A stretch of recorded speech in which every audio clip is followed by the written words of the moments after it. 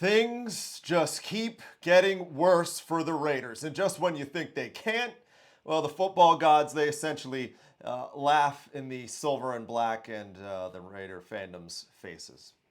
It's the way things have been going already, right? We're already a month into the season. We're already stressing about things. And news today, life getting even worse. Be sure to hit the subscribe button and sympathize with us. Feel good, feel bad, do whatever.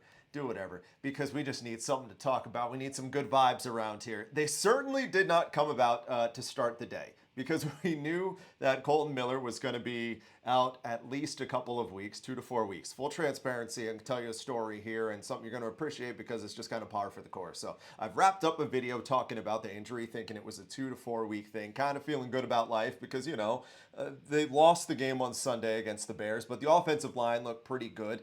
Despite Miller going down, now the focus turns to maybe, okay, that Bears defeat, something they can build off of going forward, just kind of a patchwork thing. Hit stop record, start perusing through the video for edits and whatnot. Phone blows up. Rappaport hits us with this, that not only is the ankle sprain that we knew about, it's still there, the high ankle sprain, throw in a hairline fracture in there too. So it's sprained, and there's a fracture in there as well. And as a result, put the Raiders' best offensive lineman in a year that the offensive line has been woefully bad, put him on injured reserve, which means at minimum he's missing the next 4 games and potentially the entire season.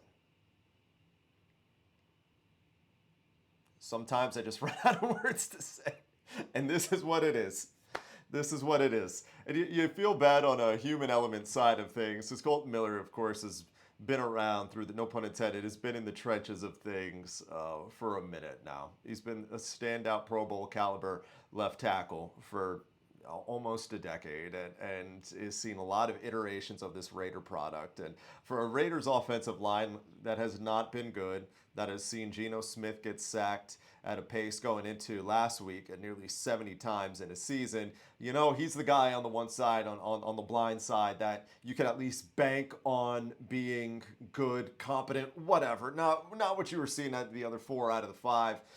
Doesn't work out that way. And now the Raiders are down without the main constant on their offensive line for the remainder of the campaign. So we scratch our head, we wonder, we pull. That was, I guess, more so kind of a hair pulling out, if you will. Where do they go from here? Well, in the immediacy, it's going to be Stone Forsythe.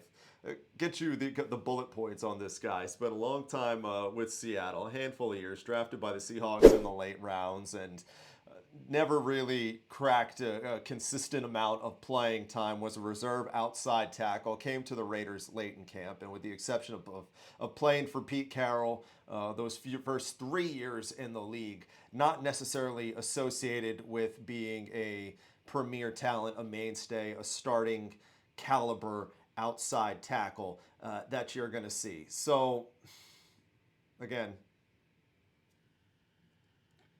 par for the course for the way things have gone, right? One of the few bright spots that we do have on this team, one of the few mainstays goes down, and just like the other 4 out of the 5 line spots, you're kind of patching things together, and that's going to be interesting going forward. Whether Forsythe is the consistent, assuming Kolton Miller might be out for the remainder of the season, and you know what, the way things, like I said, you might as well assume as such we're not going to see the big fella back. So you operate under the assumption now that Forsythe, that blind side tackle, for one, is not particularly ideal for protecting an already reeling Geno Smith on this side of things.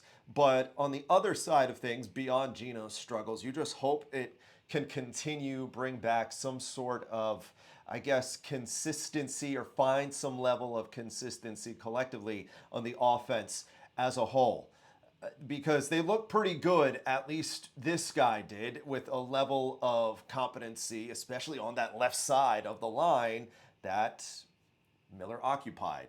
That Dylan Parham actually looked okay as well at that left guard spot. Now this is a new aspect of it that the Raiders are just going to have to hope works. They piece together in some capacity. But if you write it out and you look at it as literally as it is, it's not good vibes right now. It's not good times. It's not. You hope for the best of what it is. You're being candid, you're being honest, and you're being transparent about all this. And you're trying to find the optics. I know we do all these conversations, try to feel good about things, try to feel good about life. And it seems like every time we take a little bit of a turn and put a glass half full on this glass half full a spin angle on these things, it's just something goes by the wayside this season. Honest to God, yeah, I spent a solid however 10, 12 minutes, whatever, putting the video together. Be like, you know what? I felt good. I feel good about the offense going forward. I think that this patchwork job might be enough to hold it down for a couple weeks with Kolton Miller, and then bam, we learned that it's potentially season ending.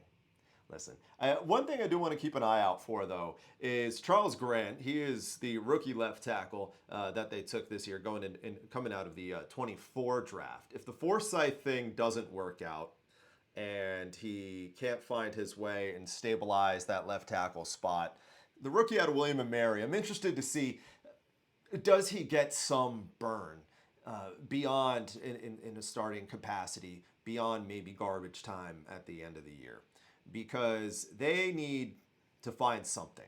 And if it's not there, what do they have to lose by at least trying their crack at a guy who ultimately, if you're buying low on a young raw talent like he is, give him some reps, throw him in there. Same kind of thing applies with what, if you watched yesterday, we were talking about the Geno Smith quarterback situation and kind of a why the heck not type deal as it pertains to playing Kenny Pickett, because if the season's by the wayside and it's over and it's done with, you might as well see what you got going forward into this year. I don't think Stone Forsythe is going to be a member of this team for the foreseeable future. So while they're still in relevant contention for the playoffs, I use all that in air quotes and just to be mathematically correct because it is true. You'll see the veteran Forsythe in there. But if you're like me, you're not having high hopes, tremendously high hopes. The buzz has been killed,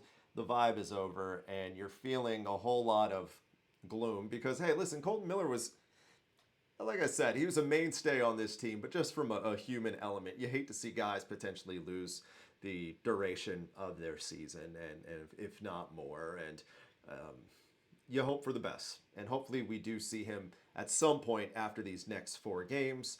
But high ankle sprain, fractures on guys who carry 300-plus pound builds and stand at over 6'8", like Kolton Miller does.